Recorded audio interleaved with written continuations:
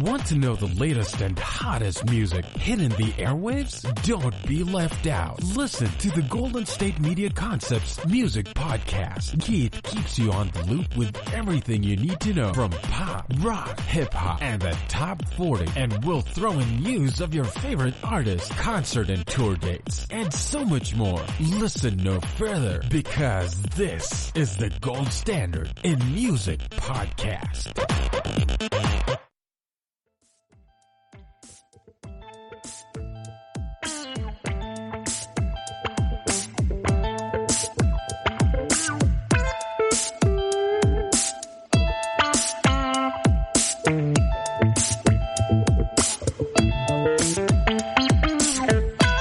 Good morning, afternoon, evening, or whatever time of day it is during which you have selected to listen to our podcast. This is the GSMC music podcast. Brought to you by the GSMC Podcast Network. I am your host, Keith. And I'm your co-host, Cynthia. And I forgot to introduce myself as the host for a second there, which is why there was that awkward pause. No, it's fine. It's fine. It's okay. It's been a little bit of an evening, guys. It honestly has been yes. If only you guys knew the behind the scenes. It's been like a funny evening, I'd say. Absolutely. Funny. Yes. Nothing terrible. No, I have zero complaints. Mm-mm. It's just kind of like, when you feel like something's going wrong and I can't fix it, and what's wrong? And then it ends up being this really simple thing, right.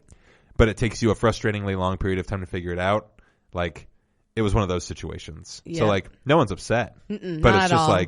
why did it take so long for such a simple thing? Mm-hmm. And why couldn't, between three people, it took us that long to figure it out? It's just really funny, Well, actually, too, because I honestly was not helping. So we were having it was really more like one because you're a negative one. Right. Because you're actively not helping. Right. We were having a little technical difficulty with one of the episodes we were recording. And so that's why I was absolutely not helping. So definitely was not assisting in any way. But like we said, we are great.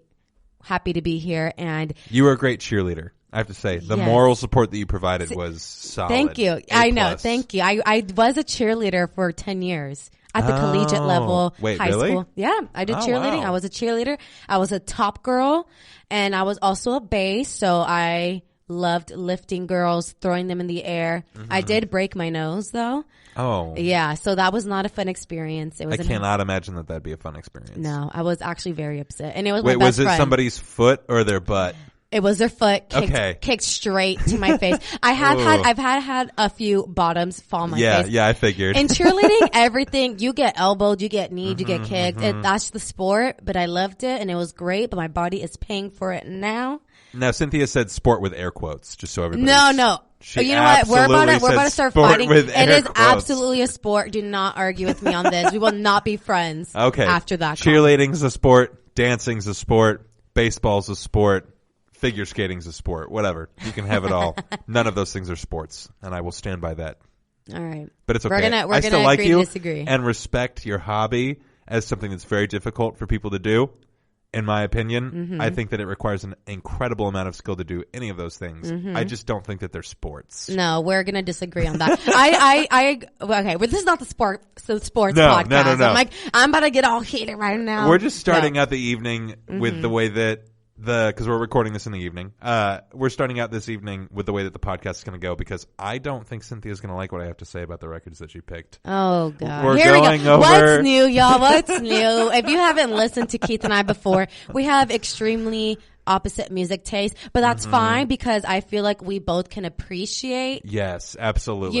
There's no hate; it's all love here. So, and we line up on our movie picks quite frequently too. Yes, we have similar tastes in movies, so So. It's all good over here. It's all good over here. Keith and Cynthia are a Venn diagram, and there's this nice sweet spot in the middle between those two circles. That's perfect, honestly. That's literally Keith and I right there.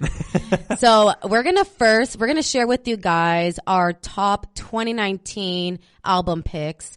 I'm going to be mostly sharing R&B and hip hop, and I would say the picks that Keith has, they're more alternative, right? I guess. Or indie rock. One's metal, one's indie rock, and one is alternative. Is how I would right. if I was going to just give a basic classification. Though I will say, it's funny.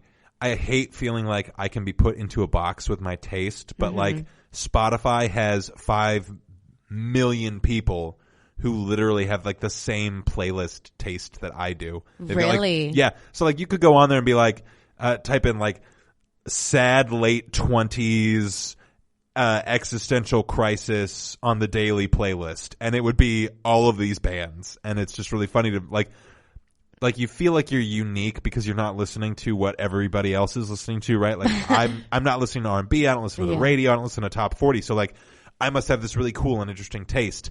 And then like all 3 of these bands, anybody who has quote unquote cool and interesting taste has listened to them. Right. So you're not anything special. No, exactly. Yeah. It's this weird dichotomy between feeling like, oh yeah, you've never heard of them, and like everybody has heard of them, which is just, anyway. That's funny. That's an interesting point that you make. Yeah. So we're going to dive into the first album I highly recommend, especially to my R&B lovers out there. And that is Summer Walker's R&B album, Over It. And I just snapped because that's exactly how I feel when I heard the album, like Over It. And exactly the album name is perfect for everything about it, honestly. Exactly. Even the cover art. I was like, wow. Right, like her on the phone, I know. Pink. Like she just does not even care. Right. It's great. And it definitely was heavily anticipated. So Summer Walker did have a highly successful mixtape. So because of the success of the mixtape, it built a lot of buzz around the R&B album, which was released on October 4th of this year.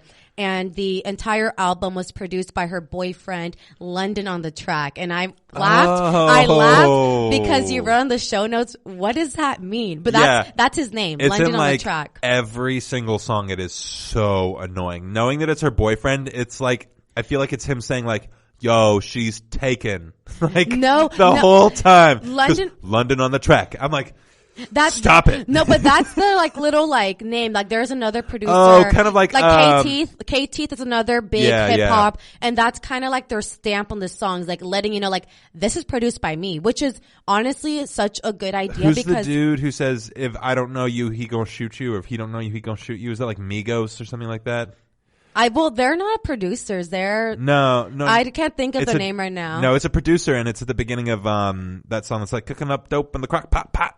And like he says, if Young Future don't know you, he gonna shoot you. That's what he says at the beginning of the song. And supposedly that's what he does in like all of his songs. I can't grasp what you're trying to say right now. No, it's the same thing. It's like a watermark, but much more obnoxious. Oh, all right. But yeah, London on the track is not that bad, and he's produced many top artists in the game. The production was good. Yes, I will say that. I absolutely loved it. Some of my favorite tracks from the album are Stretch You Out, Body, Playing Games featuring Bryson Tiller, Nobody Else, and Come Through.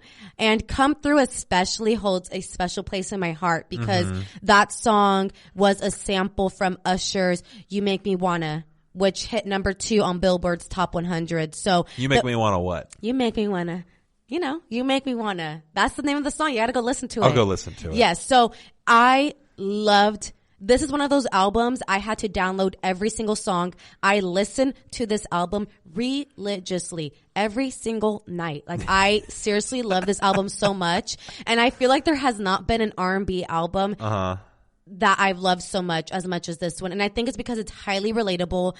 I mean, Summer Walker, she is 23 years old. She's around my age. Oh, yeah. cool. And she's young. And every single song, I just feel like I totally relate to it. You know, from bad relationships to good and all the ugly. And especially Playing Games, that's pretty, like, it's in the title of the song, Playing Games. I feel like every woman or even man, you always have that, like, one love interest or love relationship in the past that, you know, it fell short and they did you dirty. I feel like everyone has to go through that to appreciate the good person in your life. And this album also is extremely, extremely popular amongst the dance community. Again, for those of you who don't know, I do dance. Yes. Why? I'm confused. Because of, I think, like the melody and especially amongst heel choreographers. Because heels is like a style of dance. So it's pretty much just girls dancing in heels.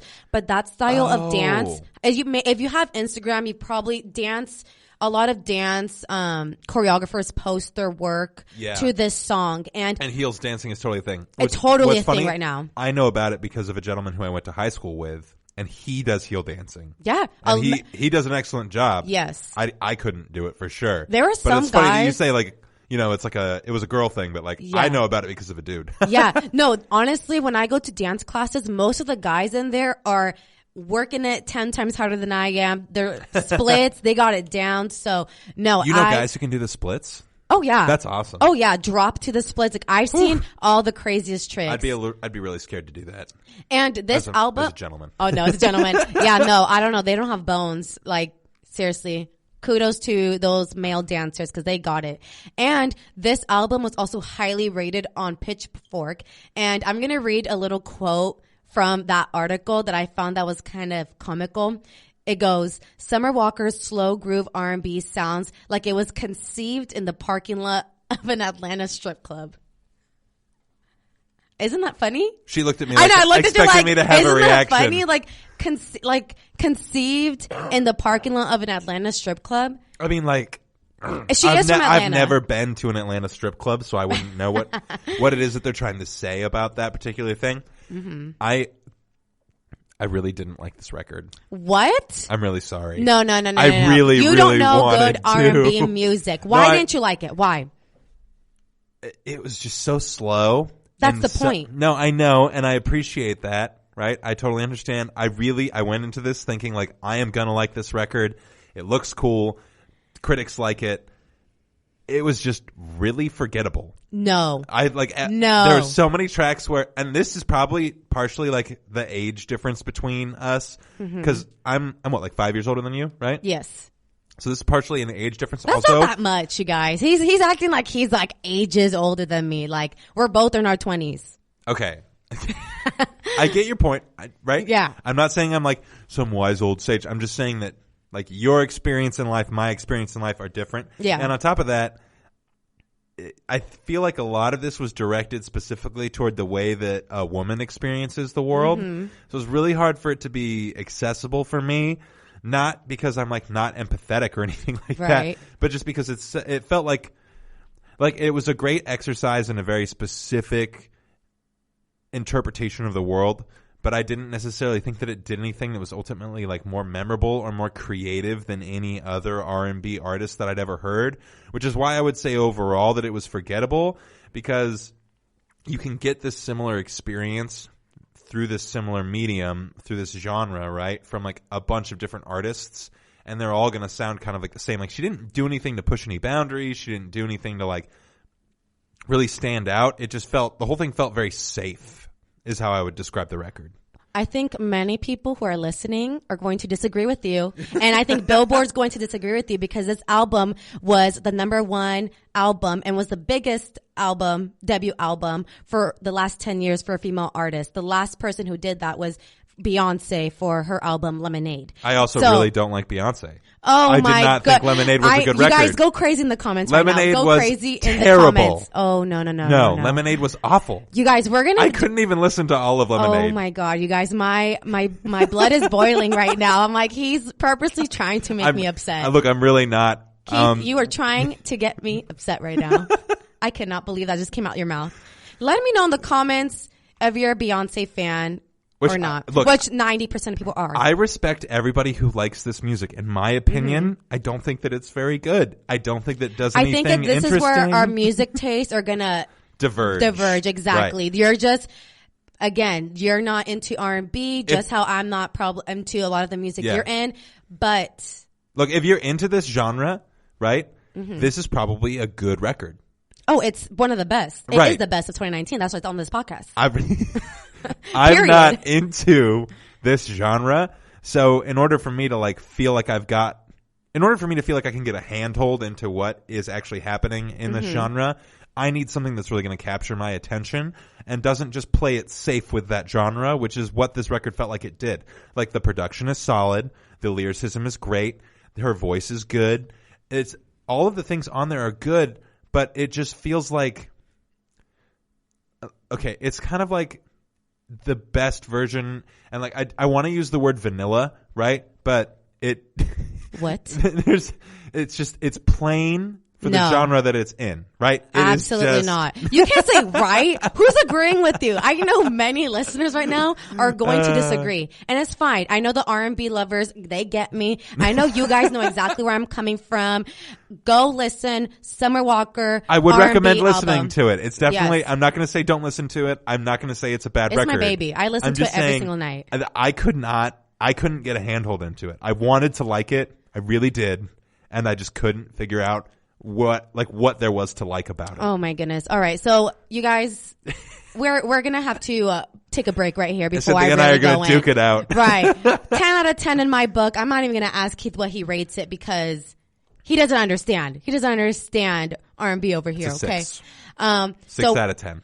Oh my goodness. What? All right. That's not, that is a D. D's get degrees. All It's right. C's. No. Well, you don't. Okay, It's you don't fine. have to retake the class, but like you might not get full credit for it depending on if it's a class. Like if it's my an God. elective for your degree, you'll get credit, but if it's a required class, you'll have to retake it. All right, you guys. Best 2019 R&B album, in my opinion, Summer Walker. Over it. Go listen. We're going to take our first quick break. And when we come back, which one are we going to talk about, actually? We'll probably talk about Megan Thee Stallion. Oh, yes. This is a good Yeah. one. We'll be back. Always on the go, but the day just won't be one without your Hollywood fix. Let Golden State Media Concepts Entertainment Podcast take care of that. An all-inclusive look of pop culture.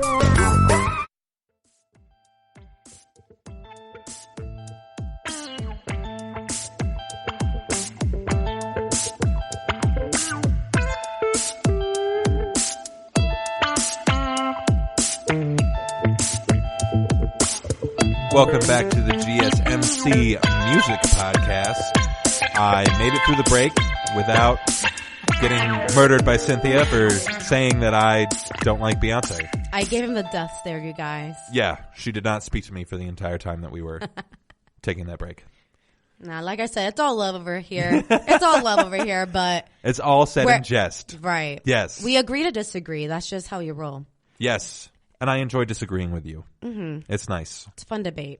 It is. So now we're talking about another one of your picks for like best record of 2019. Yes. And this is Megan Thee Stallion. Yes, the Stallion hip hop. Record's called Fever. Yes. So this is, I love female MCs. I love that women are taking over hip hop because honestly, this is my honest opinion. I think most women have better bars than male rappers. And when I mean bars, that's like their verses pretty much. Yes. The majority, I feel like I've been listening to so many female rappers lately throughout this year, and so many have been on the come up like Megan Thee Stallion.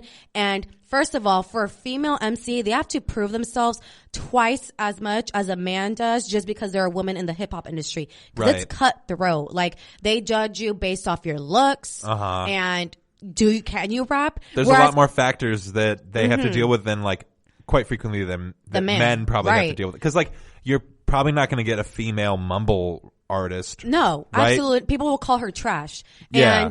And there are so many male rappers out there who I'm like, how are they famous? Because they don't have bars, and I'm not going to get into all that because I will say I don't necessarily want to say that either one is better than the other, but I will say that I can kind of agree with you. I do kind of enjoy, it feels really refreshing to have female like rap artists just because it feels like that is something that's interesting and unique. Like the content that they bring is something that needs to be in the landscape of this music. Absolutely. They're that like flavor we needed, honestly. And that's exactly what Megan Thee Stallion brought this year. Yeah. So her album Fever was released May 2019, and first and foremost, I loved the cover art of the album or of the mixtape. I think it's an she calls it a mixtape, but there's 14 tracks. It's an album. So I'm like, that's an album, right? Yeah. But she keeps saying it's a mixtape. I'm like, I think people just call things mixtapes now because it's cooler than saying album. I think that like there's this divide where people are like, oh, we're not doing it like they used to do it. Albums are for old people. Like, yeah, it's kind of weird. Albums are cool. Right. Albums are the way that you should do it. It's a timeless format. Mixtape. Absolutely. We don't even listen to cassette tapes. Mixtape is more dumb than albums.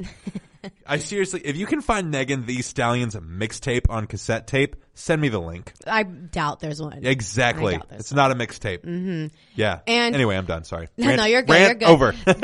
So her album Fever was also rated. It was highly favorable on Pitchfork. It was rated an 8. All right.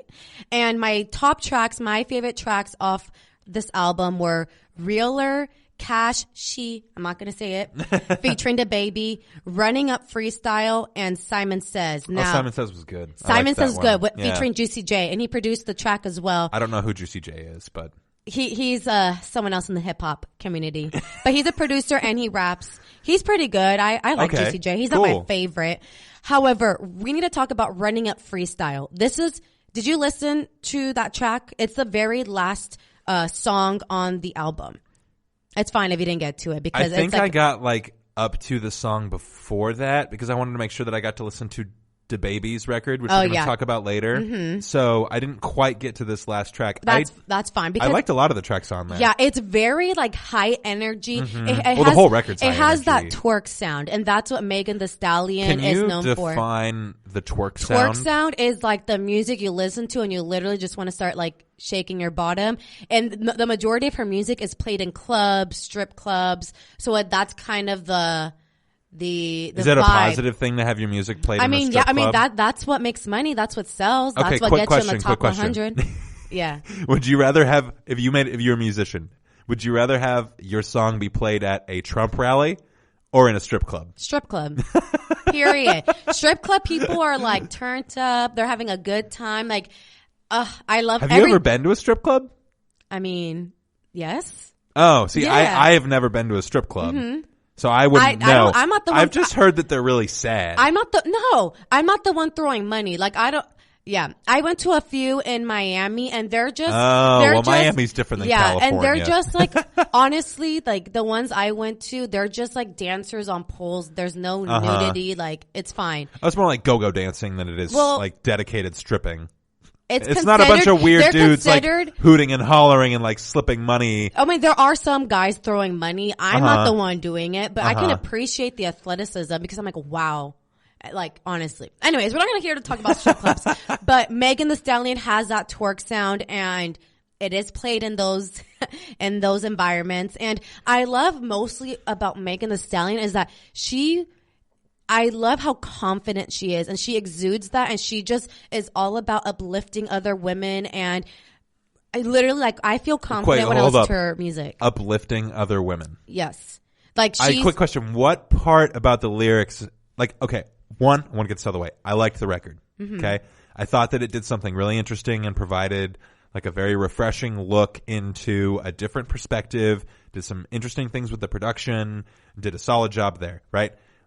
I don't understand how a lot of the lyrics could be empowering. So please enlighten me on that. Empowering in the sense that she's giving, it's a lot of about sexual politics. That's what I mainly got. Reclaiming our bodies, especially as women. And she comes down, she's all every single performance that she does live. She's always in very revealing clothes. But her name's Megan Thee Stallion. You know what that's actually that's a nickname that dudes will give themselves if they feel like they're, hot she. Thank you. Yes. Yeah. No, so actually the stallion, that's a Southern term and she explains it in multiple interviews. So stallion, that's what they call tall women who are attractive. Oh, is she a tall woman? Yeah, she's 5'11". She's a very tall lady. I was expecting over 6 foot. I know 3 women who are over 6 foot. So when you said very tall, I was that's very tall. Oh, she's going to be like the lead singer from the Alabama Shakes, who's 6'5". No, 5'11". No, but not that tall. I mean, she's probably 6'5" in heels. She's tall. 5'11" is tall. I'm 5'2". I mean, I'm 6'4". For a lady, for a woman, that's tall. I know most of my listeners are going to listen. I know most of the listeners are going to agree, all right? Especially you shorties. Anybody above 5'5". She's taller. She is not very tall, but she is a taller woman. All right, y'all. We have to move on. We're not going to be debating about height. But she is very uplifting. Like, I follow her on Instagram and Twitter, so I see kind of a different side of her, more like personal side and not just her the personal side that she puts out there. Right, exactly. For her social media. Right, exactly. Which is specifically curated to sell an image, but I get what you're saying. Yeah, pretty much. But no, I really do like that she just exudes confidence. And I know for a fact when my girls and I listen to her songs, it's like an alter ego comes out of us, a different persona. So her persona, she's like hot girls. That's her thing. Like, where are my hotties at? Like when she's in the Bay Area, she's like, my Bay Area hotties, my Miami hotties. You saying that, I can totally get that vibe from the record now. Like you saying that makes it make so much more sense to me. That's why Fever is like the whole project just makes sense. Like, well, it's exactly like what Eminem did. Like he's this tiny, like seemingly like innocuous white guy who comes out and just like, you know, spits bars. Is that what the kids say? Yeah, so that's he comes what out the and kids like say. spits bars super aggressively, talks about like drunk driving and killing people and gangster stuff. Like gangster stuff. I sound like a dad right now. It's driving me crazy. Anyway, he talks about all these things that you just don't expect because he seems like so unassuming. And I feel like that's kind of a similar vibe to what Megan Thee Stallion is going for. Yeah. So hearing you say that from like your perspective gives me like a whole new understanding and appreciation for the record. No, I absolutely love her. And she's my age. She's 24. She's doing the thing. Wow. She's owning it. I did not think that she was 24. Yes, these girls are young. Yeah, the way that she talks about herself, I was like, this is like a 30-year-old woman who just like owns it, like knows exactly what she wants. Like, I definitely could see how that could be empowering. It's just like being a guy and listening to, or being a dude and listening to this. It's just such a different experience than I imagine it is for a woman. female. Right. So I'm like, hearing your opinion on it helps me to understand it more and helps me to like find out why it is that you like it and what makes it so good. Cause it definitely felt good. Yeah. Right? And the record was good. Like objectively, it was done very well. So hearing your opinion on it actually really, you know, I clarified some things. I like your things. opinion a lot. Okay, good. Yeah. I'm glad. So I do recommend that Megan Thee Stallion's hip hop album Fever. And Hood Rat. That song is Hood Rat. so good. Yes. It's so funny. It's so good. I love it. Good. Yeah. I'm felt glad like it you were really able to find a captured song something. that you liked. Well, it's just like, it feels like she's talking about this very specific experience, but she does it in a way that's super relatable. So even somebody who's never been in that situation, the way that she sings about it, it's like, oh, I get what you're saying. People do stupid crap, and they're people of a specific gender who treat you a specific way. And now you're talking about how that makes you upset, why that's funny, and why it's weird. And you're doing it from a perspective that I'm not familiar with. Right. So, which is what makes like art, what makes good art is that it does a lot of those things. So I think that it's executed really well. Yeah. I highly recommend the record. It's explicit for sure. It's so like don't listen to it with your kids in the car No. unless that's how you parent, in which case, you know what, you do you. Right. But yeah, very explicit lyrics, extremely. But that's okay because I know a lot of people, that's what they like. Brings out different side of them. And right here, you guys, we're going to take another quick break. And when we come back, we'll share with you guys more of our favorite 2019 records. Tired of searching the vast jungle of podcasts? Now listen close and hear this out. There's a podcast network that covers just about everything that you've been searching. Hey! The Golden State Media Concepts Podcast Network is here. Nothing less than a podcast bliss with endless hours of podcast coverage. From news, sports, music, fashion, cooking, entertainment, fantasy, football, and so much more. So stop lurking around and go straight out to the Golden State Media Concepts Podcast Network. Guaranteed to fill that podcast itch. Whatever it may be. Visit us at www.gsmcpodcast.com. Follow us on Facebook and Twitter and download us on iTunes, SoundCloud, and Google Play.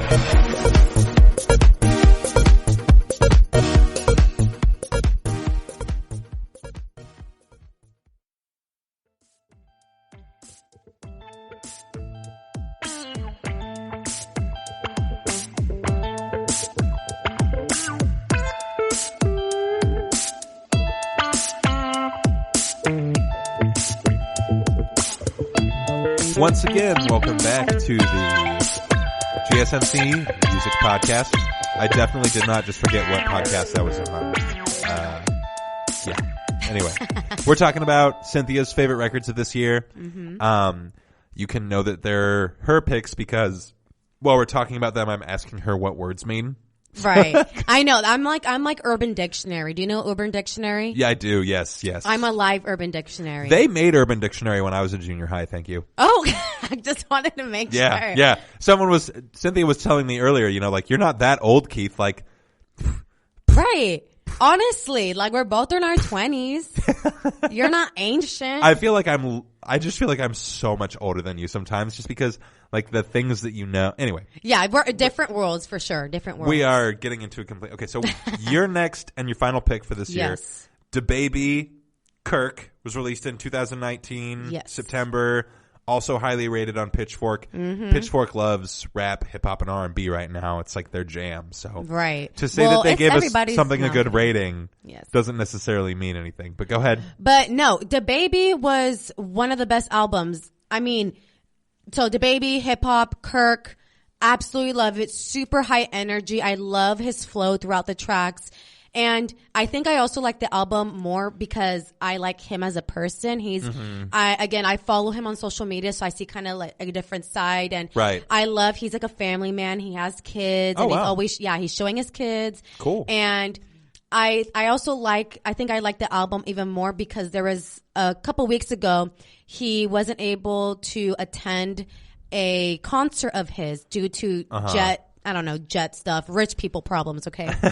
And instead of just canceling the show and, not appearing as most artists do, right. His customer service level and his management team are on another level, and he actually FaceTimes the audience members. He's FaceTimes them, and he does the concert through FaceTime, and he's going to give them a free concert. Wow. Yeah. That's pretty tight. Right. And that's pretty unheard of for modern many technology. artists. Exactly. Super and cool. I like that. I like that about him. He's very humble, honestly. I just love DaBaby. I kind of did get that like lo-fi hip hop type of vibe off of the record. Right. I could definitely tell. I feel like there were a couple lines where he was talking specifically about how these people are running around acting like they're all rich, and he's like, I just want to run around and rap. Yeah, he loves rap. Like he yeah. actually loves rap, and that's the funny thing too that a lot of people got him about is that he doesn't let the beat breathe. And what I mean by that is that the second the song starts, he starts rapping. Yeah. Like he takes advantage of the beat from start to finish, and that's because he says like I generally love to rap, so like I'm just ready to go. And some of my favorite songs from the album were Bop, Vibes, Pop Star featuring Kevin Gates, and There He Go. Mm-hmm. And again, all of these are very high energy, definitely on my gym playlist. Highly recommend if you like listening to rap while you work out, go download DaBaby's Kirk album. Highly, highly recommend. And again, I absolutely enjoyed it from start to finish. I just makes me want to like start shrugging my shoulders. And I want to first talk about one specific song, and it's his intro song, the very first song in the album. He reveals a softer side to him. I didn't know that when his song Shug, that's a single, not part of the album. Mm-hmm. When that song hit #1 on Billboard's Top 100, his father had died that exact same day. So it's like, wow, like here's my song hitting #1, and then my father passes away, and he mentions that in the intro song. So he pays his respects to his father, and he's like, all right, let me, hop on this track and really turn it up for you guys. So I appreciated that. I like when rappers tell a narrative and it's not just about turning up, even though that's what sells, that again, that same twerk sound. Yeah. So no, I enjoyed the entire project, but I want to hear Keith's perspective, his take on this, because he does not agree with me. Well, okay. So I do want to say something I did appreciate about the record and about DaBaby's style. I didn't feel like any part of it was fake. Mm-hmm. It all felt very sincere, which is good, right? Yes. Ultimately, I think that's something that we miss out a lot on in like rap is like, I think the format or the genre was originally created as this way to like talk about specific experiences within this minority community that other people could relate to, because it was kind of like a variation on like a spoken word form of poetry, and that's how like rap got its beginnings. So I feel like we kind of miss out on that in like a lot of modern hip hop, because people are trying to like put off this specific image that's based off of what was popular in like the 90s, when you first started getting these rappers who are like saying like, I run around and I kill people and I act like a gangster and blah blah blah, right? Like they put up a front. Exactly. And like I did not feel like this, like DaBaby was trying to do that at all in the whole record. And I think that's funny because he specifically says that he's trying to not do that. And like I still, like, even with him saying that, it felt like he was being sincere about it, which I really appreciated. I didn't love the record, but that's just because it doesn't really fit into like what I normally like for rap, right? But I still think that it was good. I just don't think that it was like amazing. Like for you, would you say? Well, I mean, or just like literally, and I just want to make this clear, everything that I say on this podcast is just strictly my opinion, right? So like, I don't think that I have any particular access to like the truth of what makes something good or not in general. There are specific times where I'll say like, that's objectively bad and this is why, but that doesn't mean that it's like bad. It just means it's objectively bad, right? So like, I didn't think this record was bad. I didn't think it was good. I didn't enjoy it, but I think that it is enjoyable to someone because it does do something interesting. So I would say it's good art. It's just not, it's like I'm looking at a painting and I just like, I don't get it. Right. It's kind of what's happening with this. So I can say that it's good, but I just didn't, like, it didn't touch me the way that I feel like I want music that I listen to do. You know what I mean? So I get it. And maybe if I like followed his Instagram or I was more into this genre, that I would get it more. So like if you like DaBaby, if you like the things that are in that genre, highly recommend it. Honestly, I really do. Yes. But like if I'm going to give it a rating, I'm going to say it's like a 7 because it didn't do anything like super memorable for me. Right. But I actually, so out of the 3 albums, my 3 recommendations, the way I had listed them or how we talked about it today, that's exactly how I would rank them. So Summer Walker is my number 1 pick, Megan Thee Stallion's Fever album's my 2nd pick, and then DaBaby is my 3rd one. And I would actually give it like an 8 as well. Like, it's not the absolute best, but I did love it. And yeah, I highly, highly recommend DaBaby's hip hop album, Kirk. See, if you were going to ask me what my order would be, I'm just going to tell you because I want to, and I think it'll be funny for your reaction. I'd go Megan Thee Stallion, then DaBaby, then Summer Walker. Wow. Like, I really did not like that Summer Walker. That is crazy. That's crazy. But I mean, at least you like Megan Thee Stallion because I love her. Like Summer Walker, Megan Thee Stallion, they're just in 2 different genres, but I love them both so much. And those are definitely my top 2019 picks. And like I said, women are on the come up. They are taking over the music industry, and I'm so here for it. And these ladies are my age. So come on, millennials. Yeah. You know what's really sad? And I just realized this as you were talking about that. I picked 3 records that are all primarily men. And like, I feel kind of bad about it. No, I mean, it's just, your music taste. So I want to now move on to your pick. So now we're gearing away from R&B and hip hop, going into an entirely different genre. And I want to talk about Keith's 2019 picks now. So the first one being I Am Easy to Find by The National. Which features a lot of female voices. Singers. Yeah, I did. Yeah. I did catch that. They specifically mention it in like their Pitchfork review. This year, honestly, in the music scene, there was a lot of effort put into equal representation across genders, which is cool. You know what? Yeah, like, I agree. There are underrepresented minorities out there, absolutely, and like the female minority, even though it's not really a minority population-wise, is absolutely like a thing. So it's important to make sure that people are included when we're talking about the general landscape of music. But anyway, aside from my like quasi-white knighting to make sure that people know that I don't have a problem with this. Right. So I Am Easy to Find is the National's 8th studio record. It was released with a short film by the same title, but the National stated that the record came after the film was done being shot. The music on the record is primarily composed by the Desner brothers, and one of them plays guitar. His name's Aaron Desner, and then the other one plays trombone for the National, and his name's Bryce Desner. If I got that backwards, please let me know. I love both of them. They're composers. I'm also a composer, so I really appreciate the things that they bring to the table for the National. It was received relatively well, but the National's like big record that everybody loved was called Sleep Well Beast, and I think it came out in 2018. I'm like 99% sure it came out in 2018. So it just, people loved it, right? Like the tour that they had afterwards, like just sold a ton of tickets, sold a ton of records. People really liked it. It was kind of like their record that really got them popular, because they've been around for a while. It's their 8th studio record, and I've been listening to them. I've been listening to them since 2000, at least 6 years ago. So like 2012, 2013 was when I first started to get into them. And their record that came out then was Trouble Will Find Me, but I got into the record that came out before that called High Violet, which I also would highly recommend. I think that all of the National's discography is pretty good. But this particular one that came out this year, I just really enjoyed it. The song Light Years was really good. The Rylan, the single that came off of it, is incredible. It's just a really, really good song.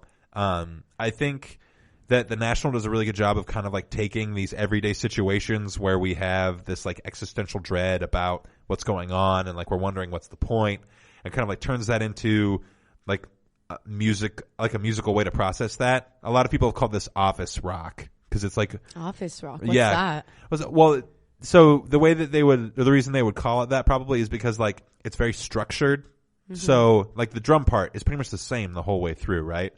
And then it just adds like layers and layers, kind of like you're in a crowded building, and then it like builds to this point where you feel like you can't stand it anymore, and then it like resolves, but the whole time it's like this thought process, train of consciousness type of thing that's happening as you're going through.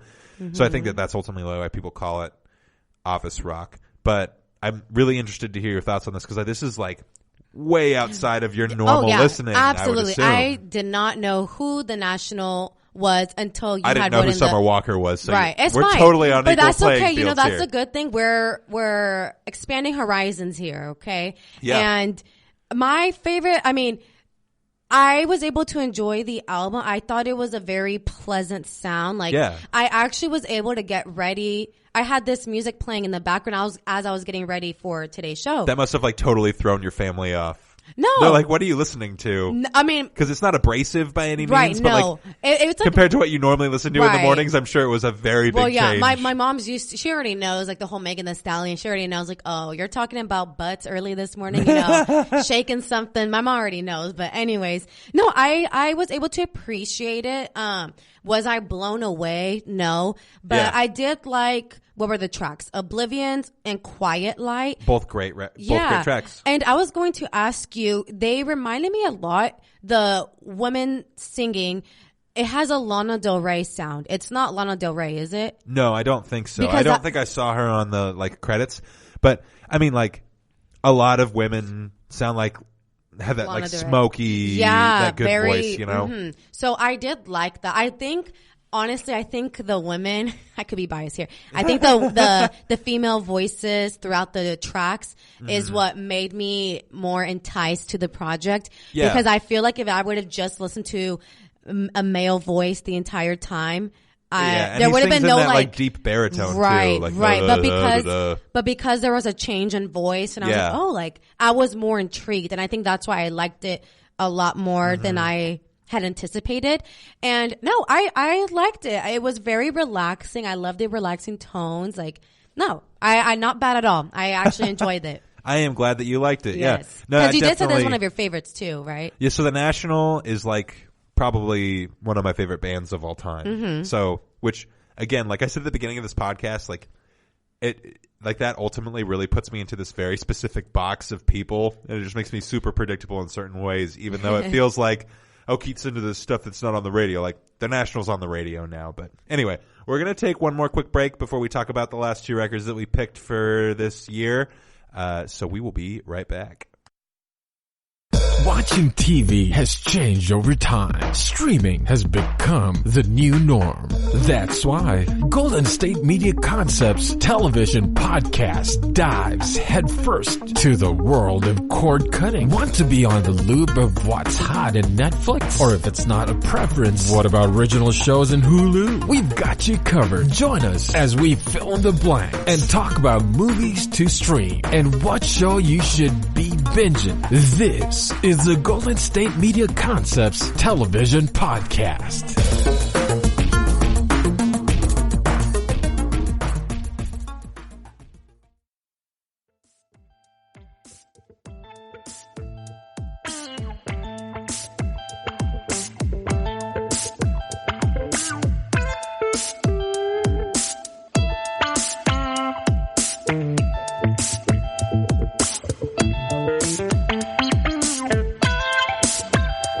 Welcome back to GSMC Music Podcast, and we're moving on to the last two records, Keith's favorites of 2019. And this next one I'm going to mention it's a interesting title. All right, so it's Infest the Rat's Nest by King Gizzard and the Lizard Wizard. Yeah. All right, let's get into it. Break it down for us. Break it down for us. So this is their 15th studio record. They have a pretty diverse and substantial back catalog. I think in like 2017, they released like 6 records, which was pretty crazy. Oh wait, I actually did read that in like 1 year, right? Yeah. Oh, whoa. Yeah, and like only a couple of them were any good. Flying Microtonal Bananas was the name of what? Okay. Or maybe it was Microtonal Flying Bananas. So basically, real quick, they recorded an entire album tuned in semitones, which are the notes that happen between half steps. So it's quarter steps. It's what you hear on like a sitar instead of a regular guitar. So they basically tuned their guitars like sitars and then played like a metal record with that. It was cool. Anyway, speaking of metal, this record is more of like a heavy / thrash metal record, which is really unique because normally these guys do like kind of like jammy, psychedelic, like a little bit of heavy rock, but like not necessarily straight metal. And this record is like straight face melting metal is what I would call it. Oh my God. When I listened to it, especially the first song, Planet B. Oh my gosh. Oh, it's so good. This is the type of music that like makes you want to punch walls and like break things. That's like what I thought. Like immediately for some reason when I was listening to the first 2 songs, you're looking at me like, what? But that just because it's so heavy, I literally was thinking like, okay, this is the type of song that's going to play in a movie scene where it's a rebellious kid. He gets in an argument with his parents. He slams the door and then here we go. Planet B is playing in the background. And he's and he's like, I don't know, like maybe like punching a hole in the wall. That's my initial reaction when I listened to what's funny? The record. I felt a similar vibe with Megan Thee Stallion. Really? Really, yeah. Like she's got this aggression and this confidence that like I could was see. super alien to me because it's not the kind of confidence that I'm used to. Because like I don't get like violence from this like thrash metal, but that's because I'm familiar with it. But I felt this weird aggression with Megan Thee Stallion. Yeah. So I think that like I'm just kind of experiencing the same phenomena that you experience when you listen to like a specific. But anyway, all that to say, yes, the music is overall aggressive, is how I would describe it. It's definitely a pretty substantial departure from what they normally do. There's been like, I'm on a couple like meme like Reddits, like subreddits, right? And so there's been memes of people like King Gizzard and the Lizard Wizard's discography, and it's like a picture of Baby Yoda, and then it says Infest the Rat's Nest, and it's like some creepy like version of Yoda that looks like really intense, because this record is kind of like way out of left field for them. Like, so the other records that they have released, they're not this style. No. They're a lot calmer then. Okay, so one record that they released when I first got into them is called Nonagon Infinity. Oh my God. I know. These names. They're ridiculous. There's another one called like I'm in Your Mind Fuzz, which is pretty cool. But Nonagon Infinity is kind of like the closest thing to this that I would say.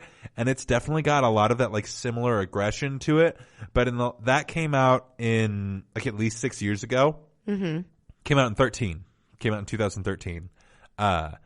So it has been a long time since they've done that. So you listen to all their other records, like even the 6 that came out in 2017, not a single one of them was even close to this level of like aggression and like literal face melting guitar solos. Like it's really good.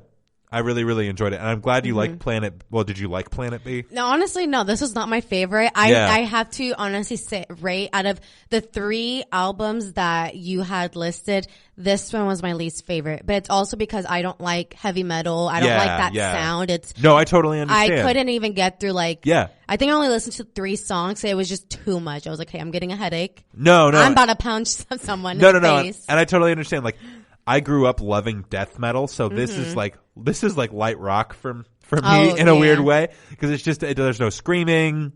It's like it's kind of shouty. I don't know. It's definitely thrash metal. So like in the metal community, everybody kind of like debates about like what kind of genres are within it, because people are real snooty about being like, oh, this is thrash metal, this is death metal, this is new metal, this is blah blah blah metal. Like they don't want to just be put under the general blanket of metal. So this record, for all of my metalheads out there, definitely a thrash metal record. Like, think OG Megadeth, OG Metallica.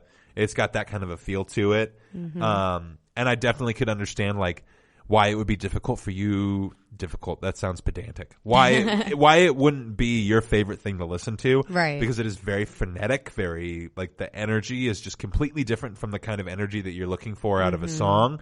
So I totally understand. Do you think that it was like objectively, like did they do things well for what they were trying to do? I mean, I guess it's kind of hard for me to say because again, I'm not familiar with this type of music. I don't ever listen to it. So it's, I don't really have anything else to compare it to. So how do I know that they did something interesting or did well? Okay, that's fair. That's fair. I think it's just not my cup of tea. Period. That's fair. All right. Well, on that note, we're going to move on to the last record that I picked for this, my favorite records of this year. And that is, do you want to say the name since I told you how to say it? Bon Iver. Yeah. I know. I was about to come on here, you guys, and be Bon Iver. And he was like, it's Bon Iver. I'm like, I heard him say it at a live show. Okay. Cause I would have totally mispronounced his name. So I'm glad you corrected me before I came on here and said the wrong name. So you could also say Justin Vernon's solo project, like, cause that's basically what it is. So have you heard the name Justin Vernon? Yes, I did. And I was going to ask you. He worked with Kanye a lot. Yes. Yeah. Okay. I was going to ask you about that. He is all over Yeezus. He's all over Kanye's most recent record. Like, Justin Vernon's vocals are specifically on the track I'm In It, which is like Kanye West's best song of all time. Fight me in the comments. Yeezus is his best record, hands down. Anyway, don't actually fight me in the comments. But they're going to fight about you about the Beyonce comment. That's what they're going to fight about you on. Anyway, so it's the 4th studio record for Bon Iver, which is primarily Justin Vernon. He's worked with a plethora of artists. Like I said, he's worked with Kanye West. He's worked with a couple other hip-hop artists. He's gotten a couple of Grammy nominations for Best Song and Best Album from this year. A couple of, like, worthy of mention, like, features or contributors. Moses Sumney, James Blake, Aaron Dessner. If you're into this specific type of genre, like the National, the Bon Iver genre, right? Then you're familiar with those names. You may have even heard of James Blake. It kind of got mixed reviews. Some people felt like it was kind of occupying Vernon's standard niche and didn't add much to his overall catalog. Others felt that it was a new space for him that really showcases his abilities as a composer and a collaborator. I personally think that this was a really good record. I loved the single "Hey Ma" off of this record. It's on like all of my top songs I playlist. liked "Hey Ma." Yeah. I just liked how the song titles were short. Makes it easy to remember. Like he's been doing that since his last record. But I did have a question. So I did notice that some of the titles of the tracks, certain letters are capitalized. Why is that? Like for instance, and I don't know if I'm going to be pronouncing it right. IMI, the I's are lowercase and then the M is capitalized. Is there a specific reason why he does that? Is he trying to confuse the audience or is he trying to be different? I don't know. Or is that like his thing? I think it's just his thing. He's been doing it since the last record that he put out, which was pretty good. I enjoyed that record as well. He's very like gospel-y and kind of like electronic. He does some cool stuff. A lot of his work has to deal with like God and existence or love. Like those are like his 3 top things to sing about. Right. I will say, "Hey Ma" is like very ambiguous in its meaning, but in an interview he said it's about how he doesn't tell his mom that he's rich. And he's not like calling back home to be like, hey, look how successful I am. Like, it's about not bragging and about being humble, which I thought was interesting because like that is not the vibe that I got from that song at all. So, he definitely does a really good job. But, I think it's intentional, but I don't think that it's intentional to the point that we're supposed to understand it as the audience. I think it's for him. Just him. Yeah. That's just Bon Iver. I also liked the meaning behind, I think Shadaya, is that how you say the title of the track? Yeah. So I'm gonna say it, it's but the crappiest day in America. Right. Yeah. Crappiest day in America. And I'm not gonna say why he says that, cause it's gonna get too political, but I just thought it was funny. Yeah. How he abbreviated Shadaya to mean that. Yeah. So I thought that was pretty comical. And his sound in the tracks, reminded me a little bit of the very first album we talked about, which was, I'm trying to pull it up. Summer Walker or The National? The National. Okay. Like that same kind of relaxing tone. Yeah, feel. Bryce Dessner, Aaron Dessner, one of those two worked on this record with Bon Iver, so it does not surprise me that you felt like similar vibes. Yes, the vibes. They're kind of like all in the same genre in a weird way, even though what they do is kind of like different. But like I said earlier at the beginning of the podcast, like this is a very specific niche of music that like if you like this stuff, you probably like all of these other bands that occupy this same space. So it's definitely interesting. In the early 2010s, this was the music that Pitchfork was all about, right? Really? So like in the last few years, Pitchfork has been a lot about like rap and hip hop and R&B and like trying to fill the music landscape with things from that space that are unique and interesting. But back when I first started reading Pitchfork, like this was what they lived for, was like this Bon Iver, The National, Wilco, like that was like the heyday of like the hipster, sad old guy band. And like sad old guy that's band. What seriously, that's kind of what I would call it. Like these are, it's like I mean honestly, I'm just going to admit to being a little one-dimensional here. These are old white dudes who are sad about life. So it's like, if you like one of them, you probably like all of them. Yeah, exactly. Makes sense. Yeah, it definitely, they occupy their own space. But, so I'm, all that to say, I'm not surprised that you felt similar vibes coming from all of them. So out of the three, your top three picks, how would you rank them?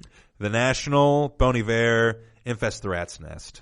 I agree, actually. Yeah, I figured that you would. Yes, I agree. So we're going to list again, you guys, our top 2019 albums for you guys. Once again, my picks are Summer Walker's R&B album, Over It, Megan Thee Stallion's hip-hop album, Fever, and DaBaby's hip-hop album, Kirk. And then my picks for this year were The National, I Am Easy to Find, Bon Iver, I, which is pronounced I and I, and then King Gizzard and the Lizard Wizard's Infest the Rat's Nest, which was, I honestly, legitimately, I really enjoyed listening to the picks that you gave to me, Cynthia. Even if I ultimately didn't like them, it was really cool for me to be able to go into a different space. And I would encourage you guys, like, if you are more in like Cynthia's headspace for albums, like maybe give The National a try. No, honestly, and if you're in my guys, space, definitely give Megan Thee Stallion a try. Like I would, for anybody who's kind of in the space of like they like the stuff that I recommended, I would definitely point you towards Megan Thee Stallion. It's gonna make you want to shake your booty a little bit. But yes, you guys, this show's been so fun. Honestly, I love learning new music, and especially music that I wouldn't typically listen to, but I could definitely appreciate it. Yeah. And that's gonna wrap up today's episode. Let us know in the comments if you guys listen to these albums and what your thoughts are. And once again, thank you so much for tuning in to today's episode. Like and subscribe, give us a good review, etc. Share with your friends. Yes, I know. Let them share with them the beauty, the art of music, good music. And the art of having a civil discussion with somebody who you distree with, because ultimately Beyonce's just not that great. Oh in my opinion. Goodness, you guys. Oh my God. We're not going to get into that. We're going to do a whole dedicated episode to just Beyonce, to debate. Okay. All well, right. on that note, have a great week, guys. Merry Christmas. Happy holidays. All of that good stuff. Yep. Thanks for listening. You've been listening to the Golden State Media Concepts Music Podcast. part of the Golden State Media Concepts Podcast Network. You can find this show and others like it at www.gsmcpodcast.com. Download our podcast on iTunes, Stitcher, SoundCloud, and Google Play. Just type in GSMC to find all the shows from the Golden State Media Concepts Podcast Network. From movies to music, from sports to entertainment, and even weird news. You can also follow us on Twitter and on Facebook. Thank you, and we hope you have enjoyed today's program.